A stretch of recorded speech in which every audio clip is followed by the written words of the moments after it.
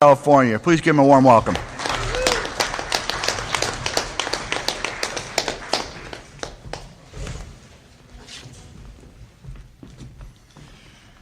Hello, I'm Jerry Llewellyn, grateful alcoholic. Jerry. And alcoholic only. Alcoholic and anything past alcoholic is an outside issue. And our traditions tell us that we have no opinion on outside issues. So when I share at a meeting, when I share from the podium, I identify as an alcoholic only because I believe in the singleness of purpose. I want to thank Mike and the committee for allowing me the privilege and the honor to be able to participate in a meeting of Alcoholics Anonymous and be able to participate in my own recovery. It's truly an honor and a privilege. I can make you one guarantee that the person standing up here today is not the same person that walked through the doors of Alcoholics Anonymous a little over 16 years ago. And for that, I'm truly grateful. I know my family's truly grateful. The people that are surrounded by me are truly grateful. State of California Department of Corrections are probably grateful. County jails are probably grateful. And the streets of Fresno are just a little bit safer today because I am a sober member of Alcoholics Anonymous. Driving up here, my grandpa Llewellyn, my dad's dad, he's buried at the cemetery there at French Camp. And it'll be 50 years in November when he passed away.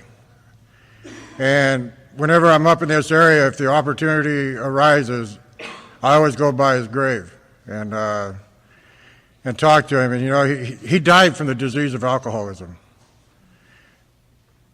But he wasn't alcoholic.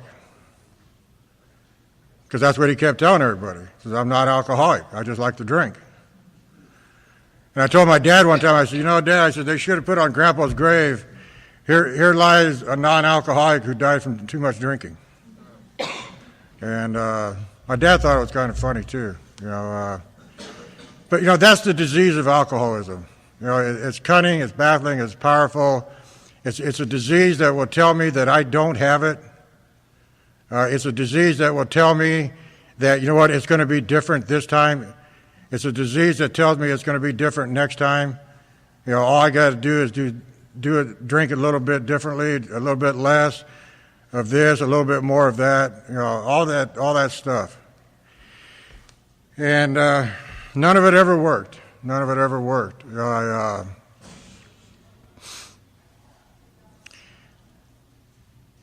What it was like, what happened, and what it's like today. I love to talk about what it's like today. I really, really do. But in order to talk about what it's like today, I have to talk about what it used to be like and what happened. And some of it's not very pretty. Some of it's not very pretty. I was born in Nebraska. I choose to call it corn-fed and country bred. And we moved to Stockton when I was probably about 5 or 6 years old. And we lived in Stockton for about 7 years, and then we went back to Nebraska, and anyway, we ended up in Clovis, California. It's a little town outside of Fresno. And I was probably about 12 years old. And I was already suffering from not feeling a part of, and not feeling like, that I was being accepted, for who I am and what I represented.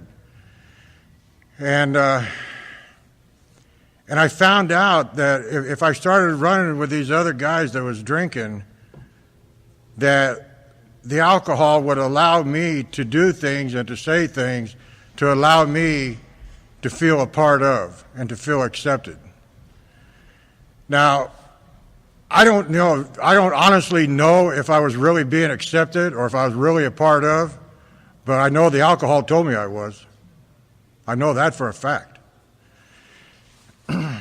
And I continued to drink, and I started getting into trouble. first time I was ever locked up in juvenile hall, I was about 12 years old. I got arrested on a burglary charge. I burglarized the school that I went to school to. And what better place, to burglarize than a place you know real well, And I ended up in juvenile hall, and I continued that pattern, all throughout my teenage years. And I remember, the counselors at juvenile hall telling me, you know what, Jerry, if you don't stop drinking and you don't stop doing the things that you're doing, you're going to end up in California Youth Authority. And my attitude was, you know what, so what? Because I had that attitude at that time, you know what, I'm young, I got a lot of life ahead of me, and you know what, I can get this out of my system and then get on with my life. Well, I ended up in California Youth Authority and this is when they still had CYAs at DVI. But this is back in 66 and 67. And I ended up in California Youth Authority there. And I remember the counselors there telling me the same thing. That if I didn't stop doing what I was doing, I was going to end up in California State Prison, as with an adult number. And my same response, so what? I did my time, at CYA, and I got out in 1968. And between 1968 and 1970, which is 2 years, I spent 16 months of those 2 years in and out of the Fresno County Jail on alcohol-related charges, drunk in public, disturbing the peace, barroom fights. I'm one of those drunks that I love those honky-tonks. I love the honky-tonk bars. I loved it, when the bar stool started flying and the cue stick started flying and the body started flying into the jukebox, and God, it just did something to me. And I just loved it. And it didn't matter if I was the one flying. It really didn't. I just loved the action part of it. And then I ended up, and that's the way I drink. I drank alcoholically like that. They talk about it in the big book of Alcoholics Anonymous that, and this is me to a T. I drank essentially for the effect produced by alcohol. I didn't drink it for the taste. I mean, I'd be sitting, me and my partners would be sitting in a bar, and we'd have 4 or 5 different kinds of wine, 3 or 4 different kinds of beer, a couple different kinds of whiskey, and mix it all in one glass and just chug-a-lug it. And it tasted shitty. But it got me there. Now, I never knew where in the hell there was, but I wanted to get there. And I wanted to get there quick, and that allowed me to do it. So I was drinking for that effect that it produced. The effect that the effect that it produced was the effect of not having to feel, not having to face, what's going on in my life. And all that stuff that I really didn't want to deal with, didn't know how to deal with. I did not know how to deal with life. I didn't know how to deal with somebody, passing away. I didn't know how to deal with somebody getting married. I didn't know how to deal with any of that stuff.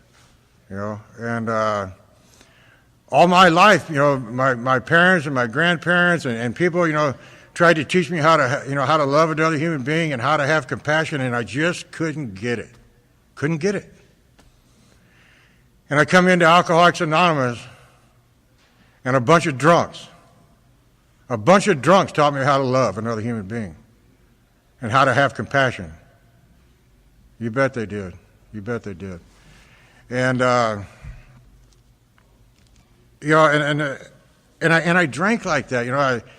I drank in those bars and and the bar fights and running havoc through people's lives. And I was a taker. I was a taker of things and a user of people. I took what I wanted and I would use you until you no longer had what I wanted anymore. Then I would throw you away on the side of the road like a bag of garbage and move on down the road to the next person. That's what I did. Why did I do that? Because I'm selfish, I'm self-centered, and I'm self-seeking, and it's all about me. It doesn't matter who I'm hurting. It doesn't matter if they love me or if they don't love me. as long as I get to do what I want to do, when I want to do it. And more often than not, the state of California intervened on that and stopped me from doing it for a lot of years of my life. In 1970, I was arrested on a forgery charge, and I was sentenced to a 90-day diagnostic study at Vacaville, and that's where it's like a study, and they determine if you're fit for probation or if you should go to prison. And usually on a 90-day diagnostic study at that time, you're there from anywhere from 45 to 60 days before they can fully evaluate you. I was there 27 days, and they shipped me back to Fresno to court. And their recommendation was that this man has been knocking on prison doors for a long time. He is not suitable for probation. So they sentenced me to 6 months to 14 years, state prison. So I go back to the guidance center, and I ended up in Susanville, and there was a partner of mine there that I ran with when I was in Vacaville, and one night we was drinking a bunch of Pruno, which is prison-made wine, and was doing some other stuff, and we decided we didn't like that place. So we left. We went up over the chapel wall, and we was gone for 4 days, 4 days, and within those 4 days, after 4 days, we was both sitting in the Humboldt County Jail with 3 counts of armed robbery, 3 counts of kidnapping, grand theft auto, escape, 3 counts of assault with intent to commit great bodily injury. And we fought that case for a year in Humboldt County Jail. And the way that they caught us, when we got the car from, see, this is how my luck ran when I was out there. 2 out of the 3 people that was robbed, one was an ex-highway patrolman, and the other one was a legal secretary for a judge. I think that's pretty good luck. And but I fought that, we fought that case for a year, and the best deal that I could come up with is if I hadn't have pled to the one charge, and they ended up giving me 5 years to life, which means a minimum of 5 years and no longer than the rest of my life. And I go back to prison. And I did all my time on that one at Soledad, and after about 5.5 years, I paroled. And I need to share with you, I drank just as alcoholically in there as I did on the streets. I could make a stash of Pruno that would knock your socks off. And I knew how to do it. I knew how to get the hose and run it from the milk bag where I was making the Pruno, run the hose into the toilet so that the fumes would go down the toilet and they wouldn't go out on the tier so that the guards could smell it. And out of 5 gallons, I would sell a couple of gallons of it, for cigarettes and drink, and me and my partners would drink the other 3 gallons. And a couple of times we ended up in the hole. It's the first time I ever been arrested on a public drunk charge in state prison. And but that's the way my life went for all those years, and and I got out, and I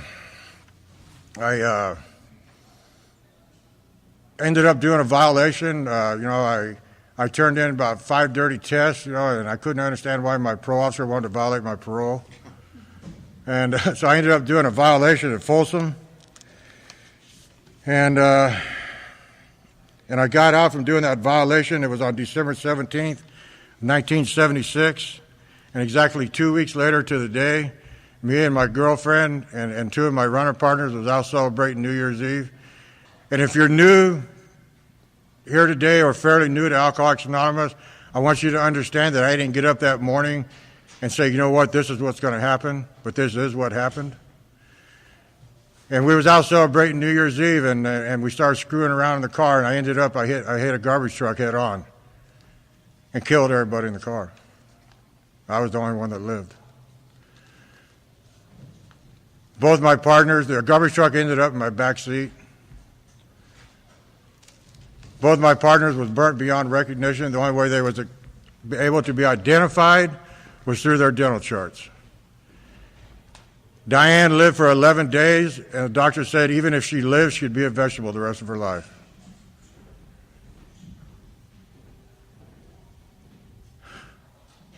And,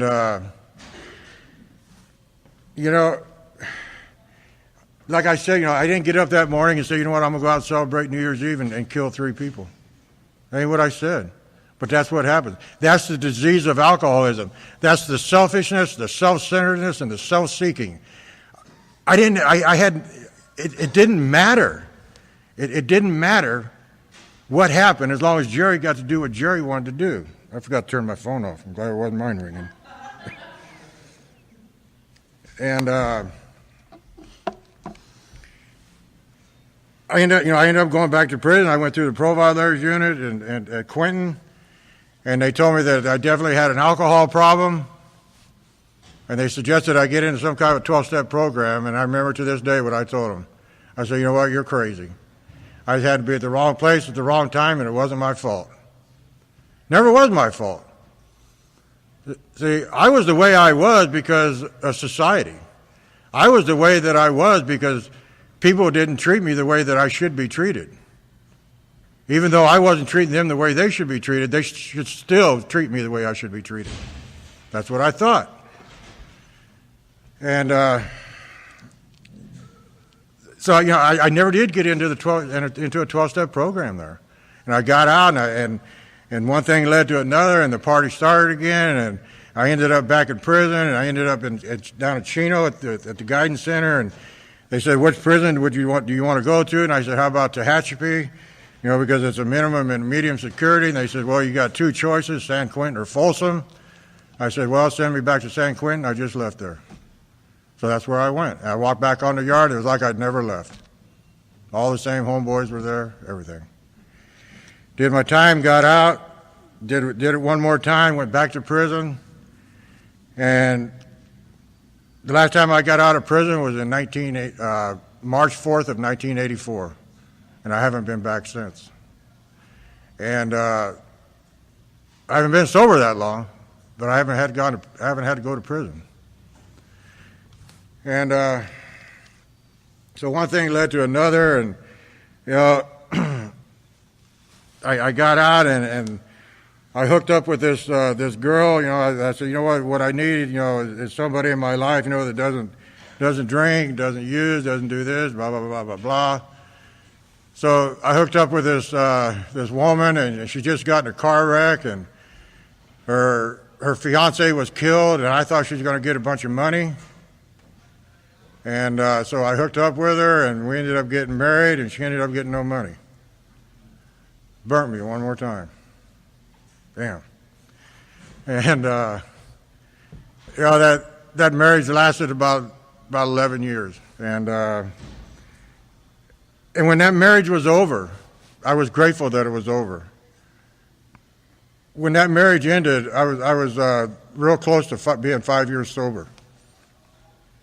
And I went through a lot of stuff. I had to do a lot of inventories. And, to back up a little bit, the first time I came around Alcoholics Anonymous, I was around Alcoholics Anonymous for 9 months. And I didn't get a sponsor, didn't work the steps, didn't do anything they suggested. I just, I went to maybe 1 or 2, at least 1 meeting a week. Sometimes I'd go to 2, And after 9 months of doing it my way, I drank again. And by the grace of God, I made it back into Alcoholics Anonymous, and I was around Alcoholics Anonymous for 7 more months. And if you're new, I hope you understood, when I said I was just around Alcoholics Anonymous, that I was not in Alcoholics Anonymous. To me, around Alcoholics Anonymous means I'm on the outside perimeter, where I can get picked off at any time. and I stayed for 7 months, and I went back out, and on April 11th of 1990, I came back into Alcoholics Anonymous and totally, completely surrendered to the disease of alcoholism and to the program of Alcoholics Anonymous. And by the grace of God and the program of Alcoholics Anonymous and my willingness to do something different, my willingness to follow his directions, my willingness to take suggestions, I'm not standing up here and telling you that I agreed with everything that I did. I didn't, when my sponsor says, you know what, make your bed every day, what the hell has that got to do with recovery? I could not understand. I understand it today. I didn't understand it then. And to me, it's about willingness to do something different, something positive, changing from something negative to a positive behavior and a positive action in Alcoholics Anonymous. And I started working, I started going through the steps with my sponsor and doing the inventories and started getting into service work in Alcoholics Anonymous. And after about almost 5 years of being sober, my ex-wife told me that she didn't want to be married anymore. And I was sitting there. I was waiting for a friend of mine to come by because we're going to do an H&I panel. And while I was waiting for him to come, that's when she told me. And she said she didn't want to be married anymore. And I said, okay. And so when my friend come to pick me up, and I went out and got in the car and I was running it all by him, and he says, "You sure you want to go, Jerry?" And I said, "Yeah. That's where I need to be. I need to be participating in my recovery. I need to be carrying the message. I need to be passing on what was passed on to me. I don't need to sit back there at the house and dwell in all that doo-doo, and setting myself up to drink, because that's what I would have done. I would have got into the poor me's and the self-pity and all that stuff. Instead, I chose to do what I was taught to do in Alcoholics Anonymous, and that's get out there and carry the message and work with others. One drunk talking to another drunk. What a beautiful thing. What a beautiful thing. And so then I moved in at my sponsor's house the next day. And stayed there for a while, and continued to go to the prisons, and I'm still involved in H&I. I've been involved in H&I, since almost from day one. For some strange reason, I feel real comfortable doing institutional work. Real comfortable, I'm not going to stand up here and say there wasn't some fear in the beginning, because I remember the first time I walked through the gates at Avidal Prison, my first thought was, you know what? They're going to find something. I know they are. And they ain't going to let me go. And we talk about, spiritual experiences. The first time I walked through those gates on an H&I panel at Avidal Prison, and I walked out that same night, 2 hours later, and walked past that gun tower and was able to wave to the man in the gun tower and tell him to have a good evening. And to walk out 2 hours later instead of 3, 4, 5, 6 years later like it used to be, for me, that was a spiritual experience. It really was. I loved it. I loved it. And, I still do H&I work today. It's a major part of my recovery. There's all types of service work at Alcoholics Anonymous to be done. And every alcoholic has their own little niche, and it all needs to be done, all the way from central office, to H&I, to general service, all of it. It all needs to be done for this thing to keep going and keep continuing to happen, and to keep continuing to have deals like this where the message can be carried, and people can get together and meet people that they haven't met yet. That's all we are. We're just friends that haven't met each other yet. And so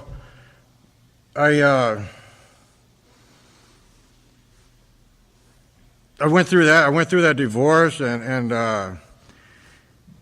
there's a part in the big book where it says that boy meets girl on AA campus, and that's exactly what happened with me and Nancy. We went to the same home group, same fellowship, and for some reason we always sat next to each other at meetings.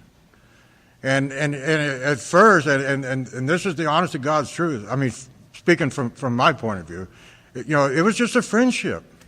It was just a friendship, And then different functions was happening, and we ended up, being of service at different functions together, and this and that, and one thing led to another, and. I like to tell this story. I don't know if she likes it or not, but and here again, this is just my perception. Now, if you ask her, she's going to have a complete different perception. But this is what my head told me.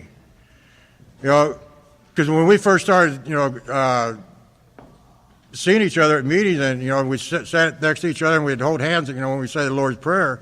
Well, at that time, I was doing construction work, and my hands were real rough. Well, she brought some hand lotion to the meeting one night, and she put some hand lotion on my hands. Now, I don't know what that would tell you, but I know what it told me. She wants me. That's what my head told me.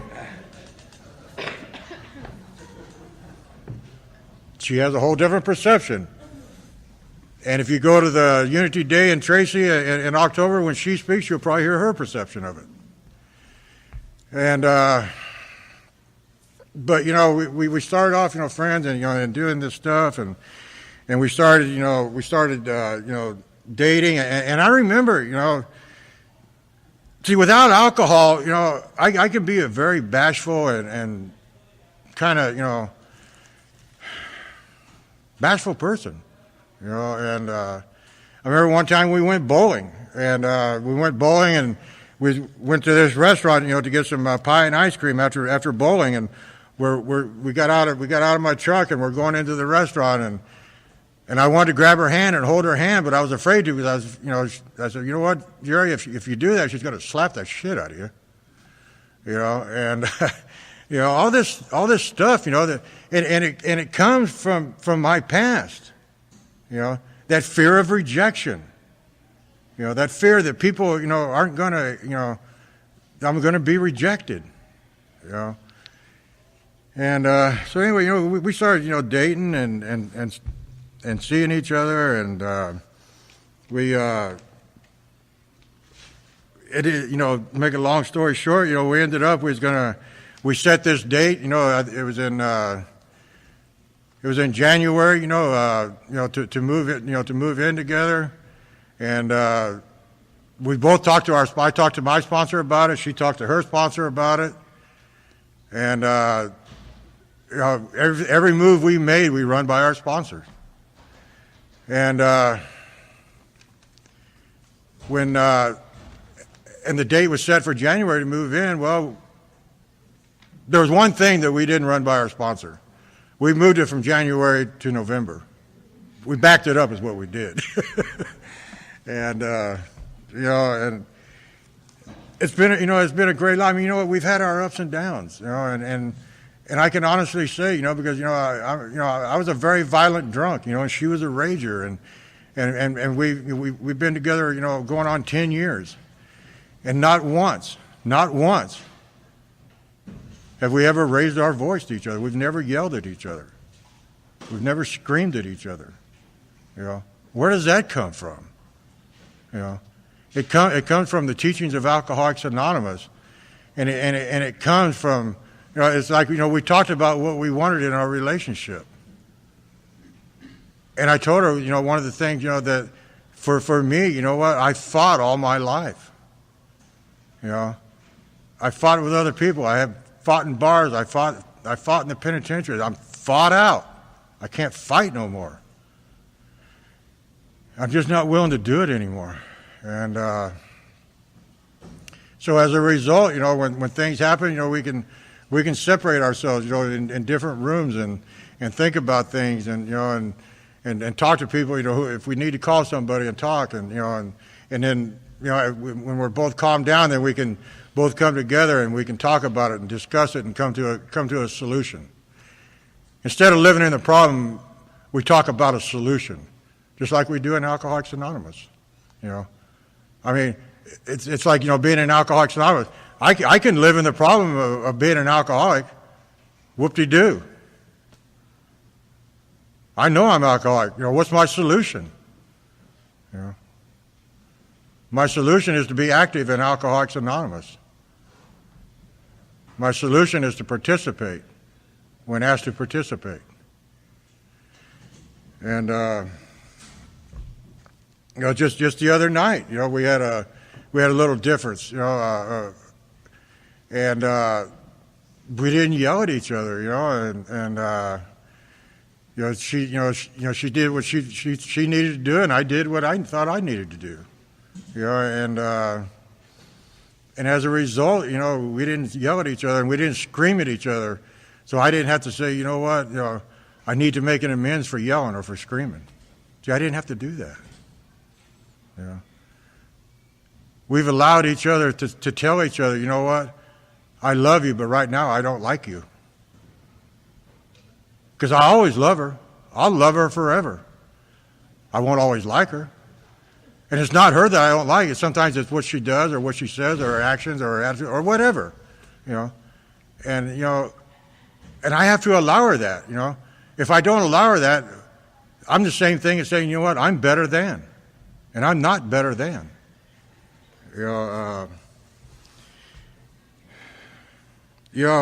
I love Alcoholics Anonymous. I love it with a passion. I really do.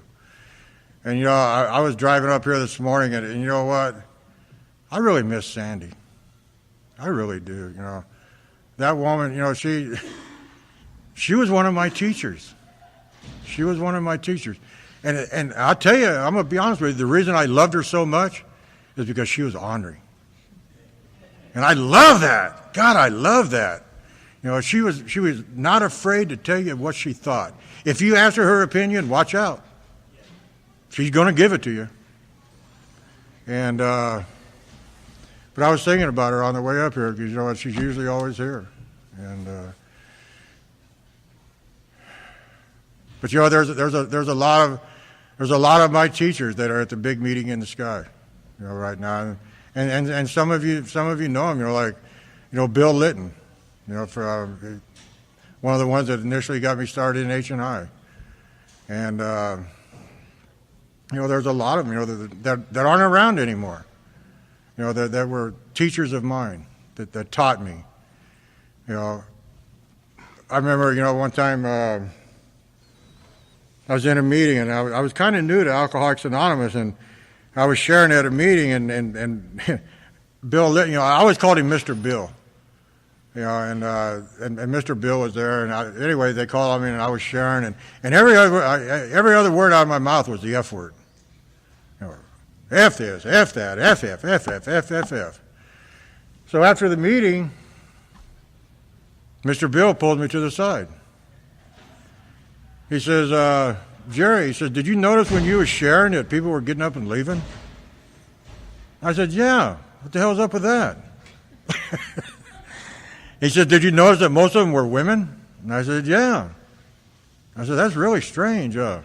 He says, no, it's not strange. He says, when we get sober in Alcoholics Anonymous, we not only clean up physically, but we clean up our mouths too. He says, would you talk that way in front of your mother? I said, no. And he says, why did you sit talking to the guy next to you? And I said, well, because he was talking to me. He says, did you ever stop to think that other people in that room might want to hear what's being shared, that they might need to hear what they need to hear to save their life? And I said, well, no, not really. And he says, I didn't think so. He says, selfish, self-centered people like you never think about anybody but yourself. See, he didn't realize how sensitive I was. He didn't realize that it hurt my feelings. And I remember he shared with me one time. He said, you know what, Jerry? He said, I don't care about your feelings. I really don't. He says, I care about helping you save your butt in Alcoholics Anonymous and being the best human being that you can be. And if I got to step on your feelings to do it, then that's what I'm going to do. And that right there told me that he loved me enough to tell me the truth. He did not hate me enough to tell me what I wanted to hear or what I thought I should hear. And there's a big difference. See, and he was one of my teachers. And that's what I do with the guys that I sponsor today. You know, I tell them, you know what? I'm not here to help you save your feelings. I'm here to help you save your butt. I'm here to pass on to you what was passed on to me. I was sitting out on my patio one day with a guy that I sponsor, and I said, you know what? Because he was going through some stuff, and I said, you know what? This is what you need to do. He said, well, if I do this, then will you? I said, hold it. I said, this ain't no plea bargaining table. This ain't, you know what, I'll do this if you do that. That ain't what it's about. You're either willing to do it or you're not. If you're not willing to do it, then you can find another sponsor. All I'm doing is passing on to you what was passed on to me. And if you don't want it, then why waste your time? Why waste your time? It tells us in the big book of Alcoholics Anonymous that we don't chase after them and try to make them do this and make them do that. We offer the suggestions of what works for us. And if they want to do it, fine. If they don't want to do it, that's fine too, because the pain is theirs. The pain is theirs. If they don't want to do something different, you know, it's none of my business. It's just my business to pass on what was passed on to me. And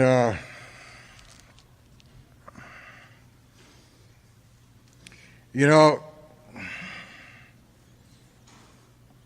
my life today,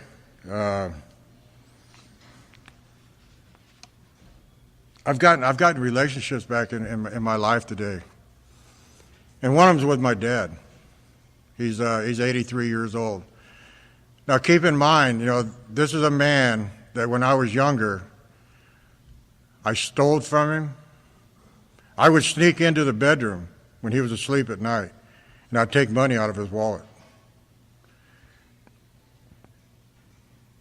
And he knew that there was money was missing, and he had a pretty good idea that I had something to do with it. And I continued to do that. I stole some checks from him one time after my mom passed away, and I went and cashed a bunch of checks, and I didn't for a second think how much that was hurting him. Why would I think about how that was hurting him when I'm focusing on what I want to do, and that's to get more money to drink? That's all I was focused on. I didn't think for a second that me spending 16 years of my life in the penitentiary affected him or hurt him. It's not him doing the time, it's me. Why would I think that it would affect him? I wouldn't think that.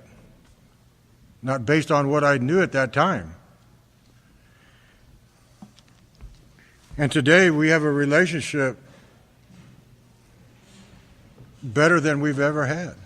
I don't get by there to see him as often as I would like to, but I go by there from time to time and visit him, and I call him, and we call each other. And his birthday, his belly button birthday is December 4th, and mine's December 7th, and we always have dinner together to celebrate our birthdays. You know, I became trustworthy in Alcoholics Anonymous. You know, I didn't get sober in Alcoholics Anonymous because I wanted people to trust me. That's just one of the gifts that I was able to receive in Alcoholics Anonymous by doing what I do, based on the way my feet are moving, based on the actions that I take in Alcoholics Anonymous, based on if I say I'm going to be somewhere, I'll be there, based on if I say I'm going to do something, I'll do it. If I say I'm going to call somebody, I'll call them. Before I got to Alcoholics Anonymous, it was about, well, am I going to get anything out of this? If not, you know, what the hell with them, I ain't calling them. That's the way I was, but that's not the way I am today. You know, and as a result of that, you know, My dad has made me beneficiary of everything, everything that in his name. Sole beneficiary. Because he's always loved me. I know that today, but he didn't always trust me. Why would he trust me? Hell, I stole from him. But based on what I do in Alcoholics Anonymous, I've regained that trust in my dad. And he truly loves me today, and he truly respects me. And what a deal. What a deal. I didn't get sober for all that. I didn't get sober, when I first got to Alcoholics Anonymous this last time, I didn't know if I wanted what you people had. I really didn't. I just knew I didn't want what I had anymore. I knew that. And I said, you know what? Give it a shot, Jerry. What do you got to lose? What do you got to lose? My oldest brother, who originally introduced me to Alcoholics Anonymous in 1980 up in Bend, Oregon. We were running on a robbery charge together. See, he wasn't just my brother. We drank together, we partied together, we went to jail together, and we went to prison together. We ran on robbery charges together. And he originally introduced me to AA, and he says, Jerry, we was going through Bend, Oregon. He says, what? He says, I know there's a place here in town where we can, they'll put us up for the night. We can just leave the next day. I had no clue what he was talking about. And he said, but we have to go to an AA meeting before they'll do it. And I said, well, whatever. So we did it, and we spent, they put us up for the night at this place, and then we went on about our way. And anyway, I ended up getting sober, years later, and he got sober a few times, but he just couldn't get it. Just couldn't get it. And he ended up dying on St. Patrick's Day of 2003, 3 years ago. And if you've never seen anybody die from cirrhosis of the liver, it's very, very ugly. Very, very ugly death. And he was in the hospital in Fresno, and me and Nancy was down there. We'd been down there a lot, and we decided, to go home this Sunday evening on St. Patrick's Day and take a shower and get a bite to eat and rest a little bit and then go back down there. But we get home, and as soon as we walk in the door, the phone rings, and it's my niece, and she says, Uncle Jerry, she says, you better get back down here. Uncle Richard's not going to make it. And we went back down there and walked into his room, and they had him hooked up to some kind of pain medication. And I told the nurse, and I went off, And I told the nurse, I said, what's this? What's he hooked up to? She said, well, it's a pain medication. I said, pain medication? I said, what the hell is this about? I said, what is it, about the money? I said, the man's going to be gone within a couple of hours. He's in a coma. He's not in any pain. I said, so that just tells me that it's all about the money. I said, unhook it. Take it out. And I ended up having to make an amends to that nurse. Not for what I said or for what I had her do, but for the way that I said it and the way that I approached it in a negative manner. Yeah, I was upset because I'm getting ready to lose my brother, but that's no excuse for me to act like that. Alcoholics Anonymous didn't teach me that.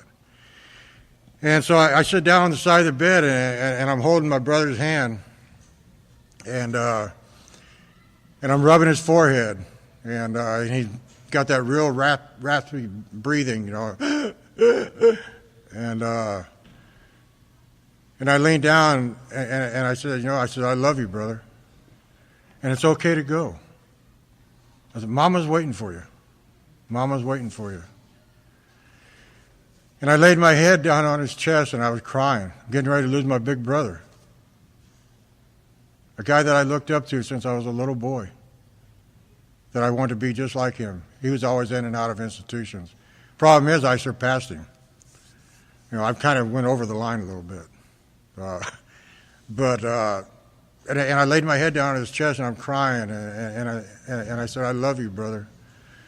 And I raised my head up, and I looked him in the eyes, and he took his last breath. My brother died from this disease. And had it not been for Alcoholics Anonymous, I wouldn't have been there.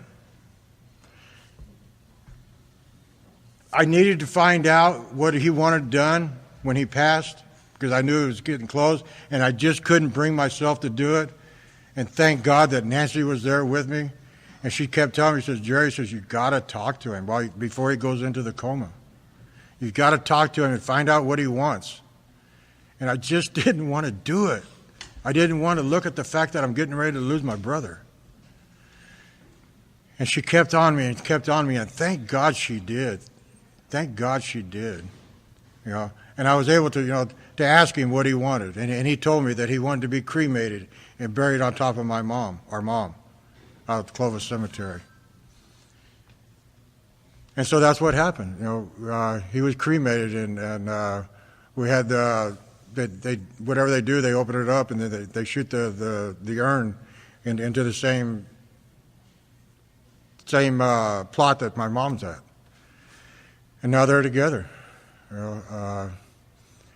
So Alcoholics Anonymous has allowed me to be a part of a lot of happy and joyous things, and it's also allowed me to be a part of a lot of sad things, and it has allowed me the privilege and the dignity to walk through those sad things without having to take a drink of alcohol.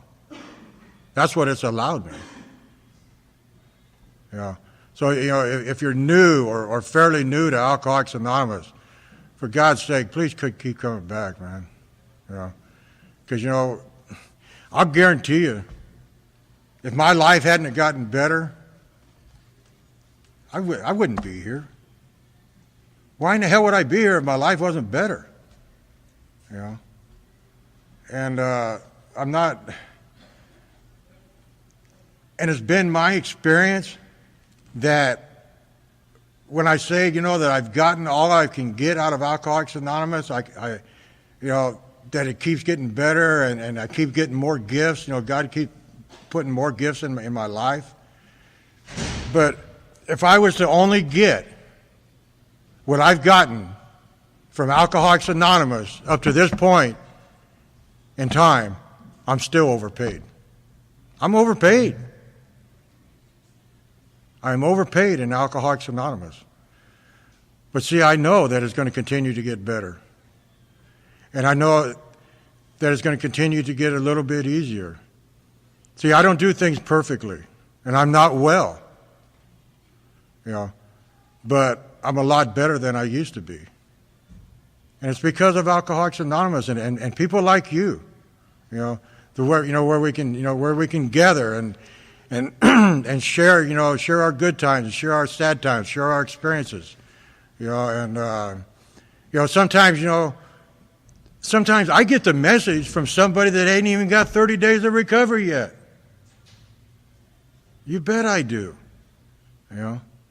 There's people in Alcoholics Anonymous that has, maybe a year or 2 years or 2.5 years, and they've got more of what I want than some people I know with 25 and 30 years. So I don't know what that tells you. It's not about the quantity of sobriety that means anything to me. It's the quality. The quality of sobriety. Anybody can I put together, a couple of years at a time, being sober, in California State Prison. But there wasn't no quality there. There was no quality. And I'm just grateful to God and to Alcoholics Anonymous that I don't have to live the way that I used to live. And I'm extremely grateful that I don't have to live where I used to live. I'm grateful that I don't have to be sitting in a cell wondering, am I going to make it out this time alive? or am I going to die? You see, there was a point in my life where I spent so many years of my life locked up in jails and penitentiaries that I accepted the fact that I was going to die in a penitentiary someday. I accepted that. I was okay with that. I was okay with it because that's where I spent most of my life. I had a right to die there. Thank God today I know that I don't have to. Thank God today that I know that the only way that I have to go back into an institution is on a hospital and institution panel. Thank God.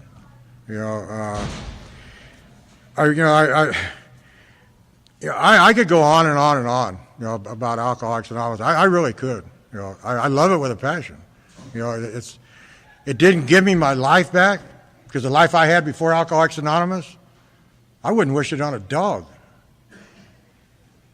But it showed me a new way of living, a new way of life.